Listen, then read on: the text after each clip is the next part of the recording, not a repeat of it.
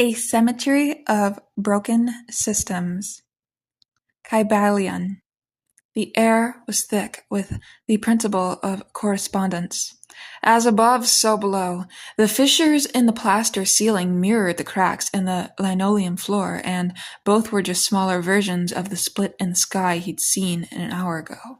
Vomiting neon. He understood now. Everything was a copy of a copy, vibrating at different speeds. His own hand was a ghost, a lower frequency echo of some celestial original. It was the most beautiful plagiarism. He tried to whisper this truth to the wall, but his breath just left a damp patch that looked like a forgotten country. Emo space. We floated in the gel capsule, our terrors becoming suspended constellations between the control panels. The ship's AI played a symphony built from the archive sounds of our own sobs. Pitched up into something resembling starlight, she said, "I miss the gravity of a real hug." I pointed to the viewport at a nebula shaped exactly like a broken heart, bleeding magenta and cyan. "We're inside it now," I slurred, my mouth full of electric candy. "This is the feeling made visible. We are not sad in space. We are sadness, given stars." Battle drums made from enemy skins. The hide was taut, still warm when he struck it. The sound wasn't a note, but a memory, the man's last gasp, the rattle of panic in his throat. The rhythm was infectious, a pulse of pure survival. We danced around the fire, our shadows colossal and jagged against the canyon walls. Each beat was a negation of his existence and a celebration of our own. It wasn't hate, it was ecology. We were turning his ending into our fuel, his skin into our anthem. The optimism was ferocious, a chemical spike of pure, undiluted continuation. The confusion web. Data stream solidified in the air, crystalline and sticky. He was caught in a lattice of other people's arguments, news, alerts, and surveillance footage of his own apartment. A meme from 6 years ago brushed against his cheek, its logic a venomous perfume. He tried to swipe it away, but his hand just got tangled in a live feed of a war zone, the screams tasting of copper and static. He took a pull from a chrome inhaler. Suddenly the chaos resolved into a perfect, shimmering lattice. Every nonsensical connection was a node of a vast, living brain. He was not lost, he was a thought, sparkling in the mind of God. Mushroom Valley. The ground breathed. Soft, pneumatic mushrooms pulsed with a bioluminescent sigh, their gills opening and closing like 1,000 tiny lungs.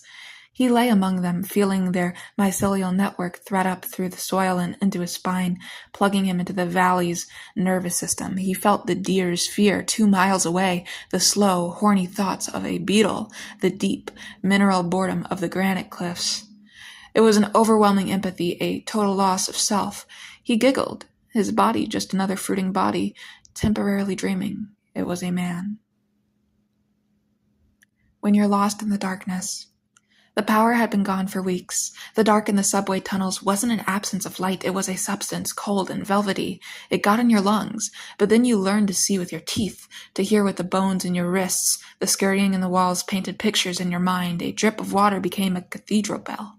Someone lit a candle made of old grease and a rag. The flame didn't push the dark back. It invited the dark to dance. And in that flickering we saw each other's faces, not as victims, but as priests of a new tactile sense. A sacred trance. The beat was a wooden box, a hollow thump that hit you in the sternum. The smoke wasn't incense, it was burnt plastic and jasmine, a sacred and profane cocktail. He moved without volition, his spine a serpent uncoiling to a command older than language. His eyeballs rolled back, showing the whites to the strobe lights. He was a conduit. The music poured through the hole in the top of his head and exited through his vibrating fingertips. He was not dancing to something, he was the dance, a temporary perfect vessel. It was the most explicit emptiness, and it was glorious. Terror train. The carriages rattled, a syncopated clatter on rails that seemed to be made of stretched tight nerve endings. Outside the window, landscapes bled into each other. A desert of shattered glass, a forest of writhing cables, a cityscape of melting mannequins. The conductor's face was a shifting mosaic of every person he'd ever disappointed. He checked his ticket. The destination was blank. A woman across the aisle smiled, her teeth like tiny polished bones. "There is no stop," she said, her voice a soothing hiss of steam. "You just get used to the speed." He laughed, a dry crackling sound. The terror was the engine. He leaned into it. Catalyst. It began with a spill, a single drop of chemical gold from a broken vial hitting the concrete floor of the warehouse. The drop didn't soak in. It spread, a liquid mirror reflecting a sky that wasn't there. Where it touched, the concrete bloomed into light-chan that sang in high-frequency tones. A rusted beam twisted into a rose of oxidized iron. The change was rapid, beautiful, and absolute. He watched a saccharine numbness on his tongue as his world was unmade and remade into something infinitely more interesting. He was just the witness. The catalyst does not participate. It only allows the magnificent accident to occur.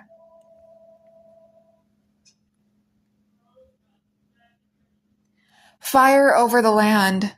From the ridge, it looked like the earth was cracking open, bleeding light. The fire moved with a languid, predatory grace, consuming the forests of plastic trees and the archives of paper dreams. It wasn't a destruction, it was a disclosure. The heat on his face felt like a blessing. All the lies were burning, their ashes rising to form a new truthful sky. He took a long drag from a joint laced with something unpronounceable. The flames sang a chorus of pure, unchecked potential. They were not an end, but a violent, necessary beginning. A true desolation, scrubbed clean.